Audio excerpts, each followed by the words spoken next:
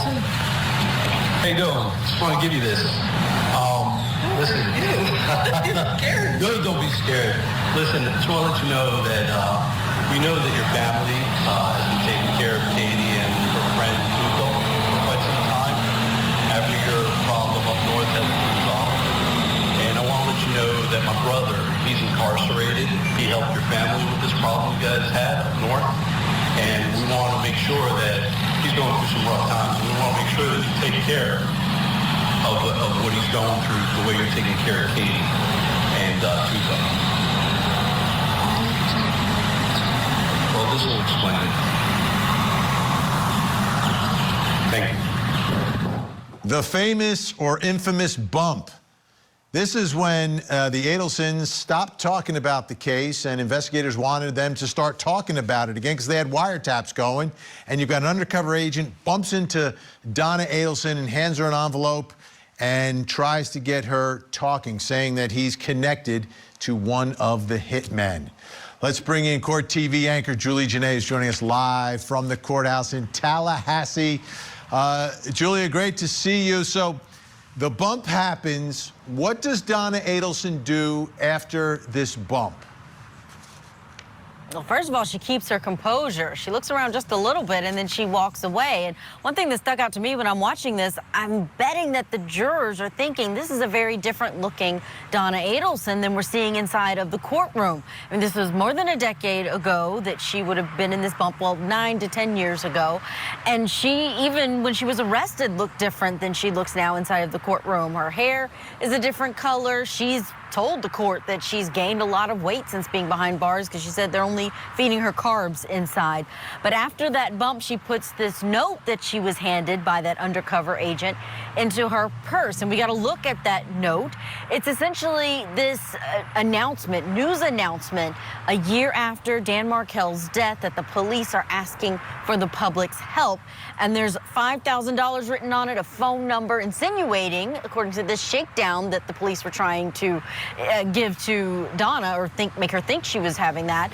They wanted to see what she was going to do next, if she thinks that someone knows about their plot and wants money. So she runs home and she calls her son, not the police. She calls her son, Charlie Adelson, and we got to listen to that wiretap call. I've got some paperwork hand delivered to me. You're being sued? No, that's what I thought it was, but I'm going to talk to you. Or maybe take me out to dinner, so make sure you bring cash with you. Alright. Okay? Do I need to bring cash? Yeah, it's like if you take me out to dinner, I'm going to have to give you this. That's probably a good idea, right? Yeah. Was this... I should bring cash. I don't have much cash to bring. Yeah, okay, I'll see if I have money to go to and see what I can share. Okay. Was it, can I ask you, is someone blackmailing you? No, it's going to be a possibility. Do you think someone's trying to blackmail you? I mean, they go on and on, Vinnie, where Charlie is trying to figure out what just happened to you. But in true form, if you think that you are being wiretapped, and that's what the prosecution wants the jury to believe, she's talking in code. She doesn't want to say exactly what, but she wants to meet him in person to give him the details. Yeah, and that's why she's whispering, because on a wiretap, if you speak a little lower, they can't hear what you're saying. Any evidence or alleged evidence of Donna's involvement before the murder? Yeah, so today the jurors got to see a lot of text messages. I mean, it was a lot of text on screen. They, towards the end of the day, got to hear more things that they could listen to, but the prosecution highlighted deleted text. Now, I guess they didn't know that a Cellbrite dump of anyone's phone is going to even pull up those deleted texts. But here's one, March 14th of 2014. Donna is sending it to Charlie. This would be about 3 or 4 months before the murder. She says, I can't talk right now, but I'll text you before we stop in Gainesville, where I can go to the bathroom and have a moment of privacy. Then I'll call you. Please pick up because I will have limited, quote, alone time today. Erase this text after you read it, which was done. And it sounds like there that she's trying to get away from her husband, Harvey, to talk about something privately. Then June 7th of 2014, so that is a month before the murder of Dan Markel, Charlie says, okay, have fun, still working on Dad's B-Day present. Donna responds, I know it's a tough B-Day, being 70 and all, but I know you'll come through. Thumbs up emoji, kissy emoji, Mom. This date coincides with one of the attempts. The hitmen who testified, Luis Rivera, said they actually drove up thinking they were going to carry out this murder in June, but it didn't work out because Wendy was present, so they left, and they had to do it again in July. So again, those code names that are being used there that the prosecution wants to highlight. And then they brought up this, having to do with an invitation to the party that Donna sent to everyone. And take a look at what she listed as the name of those two boys. And this, again, was 2 weeks before Dan Markel was killed. So as we see, kind of focusing in here on the details of this email, the party, a friendly reminder that Donna's event is coming up on Saturday, July 5th, 2014 at 7:30 p.m. Okay, and was it addressed to Wendy, and we blurred out their names, but her two sons, and listed Wendy and her two sons' last name as Adelson? Yes. Adelson is listed as the boy's last name, though, regardless of the fact that Dan Markel is still alive on this date? That's correct. And we know that after his death, it would be about a year before Wendy Adelson changed their names legally to Adelson from Markel, but she began using it immediately about a month later when they were enrolled in school. Yowza. All right. Julie Jenaé is going to stick with us. Let's get back to our think tank live in studio. Daryl Cohen, Meg Strickler, and Josh Schiffer. You want to start with the bump? What do you think of the bump? You can't make this stuff up. I mean, you cannot make this stuff up. Most well-spoken, loud enunciation, clear discussion on a street corner. Man, you couldn't miss a single word in that recording. Excuse me, I have to go retrieve my one-way ticket to Vietnam. I'll be right back. So she's talking to Charlie afterwards, and oh, pick me up for dinner, bring cash. Like, there are restaurants that I went to in New Jersey when growing up. You had to bring cash. It was cash only, but... I feel like they're all gone now, though. There's one. There's a couple, but it's rare. Roswell Road. Because I'm from Jersey, too, and we had those kind of places. But it seems like the cash might be related to the $5,000 that's written on the note. Well, and that's the hilarious time. Anytime you're reviewing code talking, which we have all done, it is regular. It is constant in the criminal defense universe. It's hilarious. Everybody can tell that's not how you normally speak with people. It is one of the dumber things our clients regularly do. But you never hear anybody working with it. You never hear. And hey, how's those roses we're going to be coming by? Because I need to pick up the flowers later this afternoon. Donuts or whatever. Yes. Didn't we learn about that by watching mob movies? Yes, that's basically how. And this is sort of being run allegedly, right? Allegedly as a mob hit. Oh, and she's the Don. it fits perfectly. Or the Donna. The Don. Oh, nice. Donna. Well, the problem is Donna and crew have jumped too far ahead with the fantasy, with the name changes just hit any parent. Man, you see that and you're like, no, come on now. That was When you When you live in your own world and you choose not to see or hear what's going on outside of your own sphere, this is what happens. Yes. I agree. Totally. Because you But would they never were change the names. attempting to be careful about the digital communications because she said, Were they now? erase this. So was Koberger with, I'm going to only turn off my phone during the 2 hours of the murder. Like, literally, it's shining a spotlight on you when you take Is an there action ever a like time you've ever texted to someone? Like, I know Never. you guys haven't planned any murders, but have you ever texted to... Have you ever texted to someone and told them to erase the text message? No. The word once. is never. If I don't want them to publish that text, I don't use a text. But actually, now there's a text thing that you can have it erase after. yeah, Yeah, it's but like not erasing really. text. disappearing, but that's the other thing. And even ain't with really. Signal It ain't and all that, the weakest link is always what destroys confidential everything. It is not. Now remember, this is going back to 2014, so we've come a long way in the last 11 years. But I still love the Celebrate guy talking. I love that the was Celebrate fabulous, guy. because even from 2014, he's like, well, because even then, all of it is recorded. Yeah, if you do it digitally, man, I can pay So somebody if to find it. prosecutors are right here, do you think this family at this point believes they're still going to get away with it? No. No, because No way. too many of the dominoes have all gone we're down. done. Yeah. She's done. No, at the time of the bump, do you believe that they felt like they were going absolutely. away with it? Oh, absolutely. They were flying high then. Yeah. All right, when we come back, let's talk about another Adelson, Wendy Adelson. A lot of the testimony here has mentioned Wendy. What is the evidence against her? Will she be charged? That's next.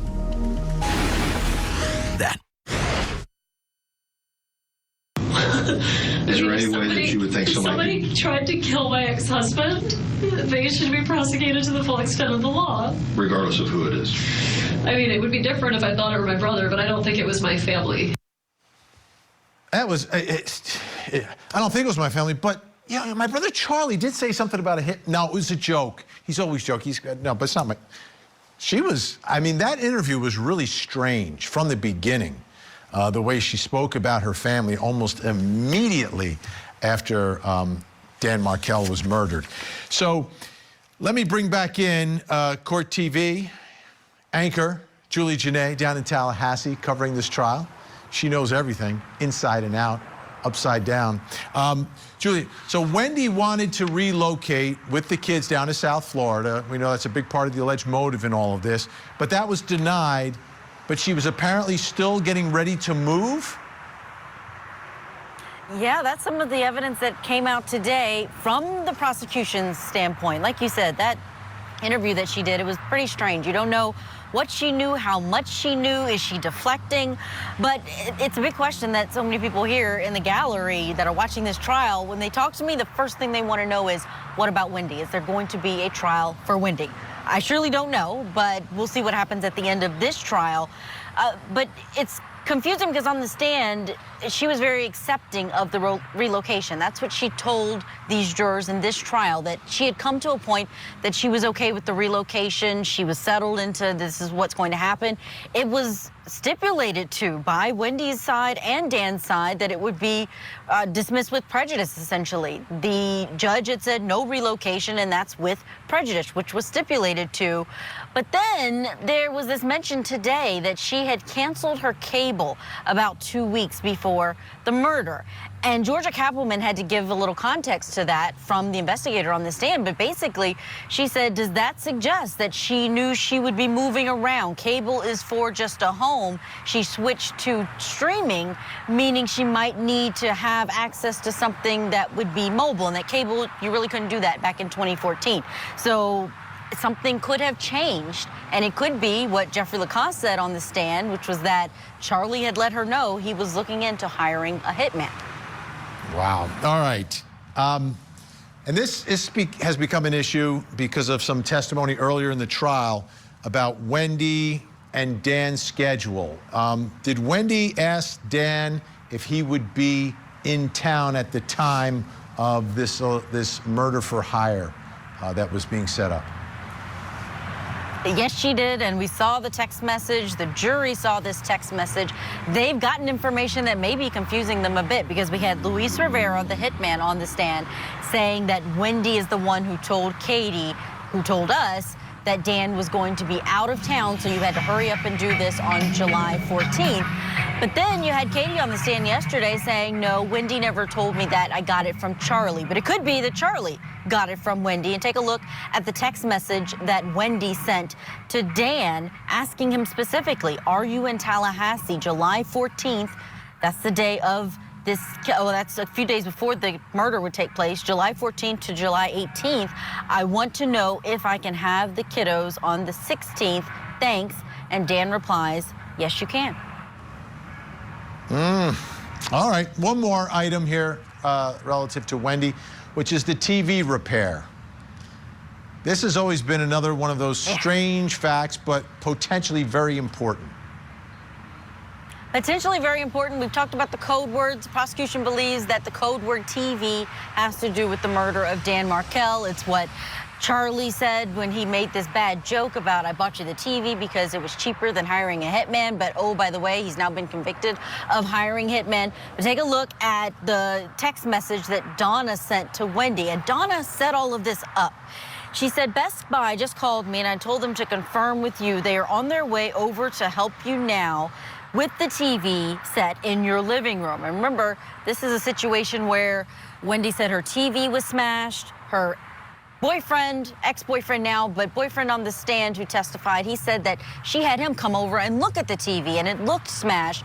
But Donna is the one who set up the Geek Squad appointment for them to come, and she's texting her saying, make sure that you are there and you will be home. Also, here's something interesting that happened around the same time. It's a text message that Wendy sent to Charlie the day of the murder, not too long after her mother told her about the TV repair setup. She said, this is so sweet. And I don't know what it's in relation to, Vinnie. I don't know if it has to do with the TV itself or if she is talking about this murder that they're all using a code for. Also, she deleted this calendar event that was in her phone before she handed it over to police. In that police interview that you saw, she did give them the phone. She may not have known they were going to Cellbrite it and get all of the details off of it, but she had a calendar invite for fixed TV that morning, and it was deleted before that cell phone was handed over. And then I want you to take a listen to something this jury heard. This is the last voicemail that Dan Markel would have left for Wendy based on what she had been asking him, what she had been telling him over the days leading up to this moment. Let's listen. Hey, Wendy, good morning. 9 o'clock on Friday. Just wanted to say something to pick the boys up early this afternoon and get in sick. And then have the day for you around 4:30 or 5. Get them up. So either at Tuesday or at the house. So let me know if that's okay with you. And also I'd love to chat with you about the situation in school. And those big stuff and all that. I'm going to be in the gym probably between 9:15 and 10:30. But happy to chat. Okay, bye. If it's difficult to make out, he's talking about their co-parenting plan. He's telling her when he's going to drop off the boys, when he's going to pick them up. And it sounds like she had already told him that she wanted to talk about something. And he's like, we can go for a walk. We can go somewhere and we can make that happen. You hear care in his voice. You hear the dedication to his kids.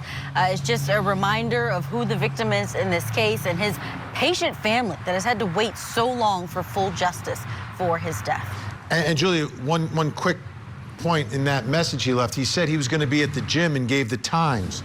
Weren't the hitmen following him at the gym? They were following him at the gym, but they had actually started following him when he dropped off the boys at their daycare. So I'm not sure if they only got that from that message, but they certainly knew his routine and they were following him from the beginning of the day. All right, Julie, Jenaé working another long day. We appreciate it so much.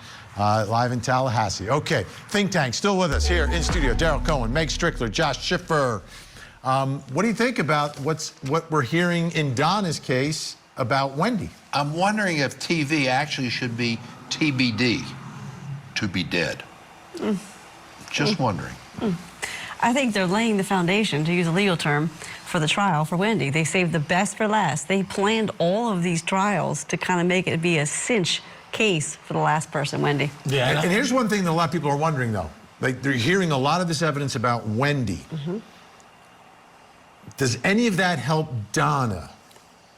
Does any of that help Donna in her defense? Because, you know, in the open, she sort of was pointing the finger at her kids, at Charlie and Wendy. So could it?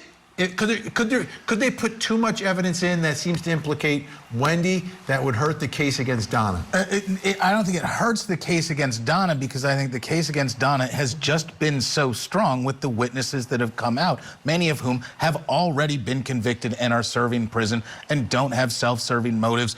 Then we've got the circumstantial evidence, which normally we're really cynical of. This is where circumstantial evidence really fits.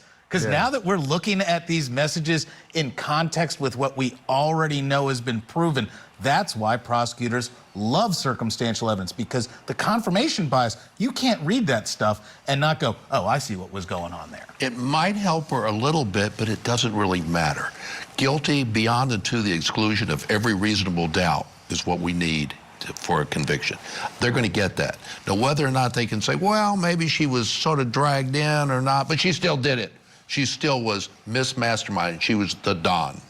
Yeah, and the one thing that's clear to this jury is that, I mean, and it came from Rob, the estranged son who came back to testify, is that Donna was the leader of this family. It wasn't Harvey, it was Donna. It wasn't Charlie, it was Donna. Crystal clear. It is crystal clear. She is micromanaging. Yes. It fits some really tough, prejudices and some other really tough themes. It's bad. This is a family that is easily disliked by jurors. Yeah, and it's a family affair, I think, is absolutely the theme. Big thanks, Daryl Cohen, Meg Strickler, Josh Schiffer. We'll see you again real soon.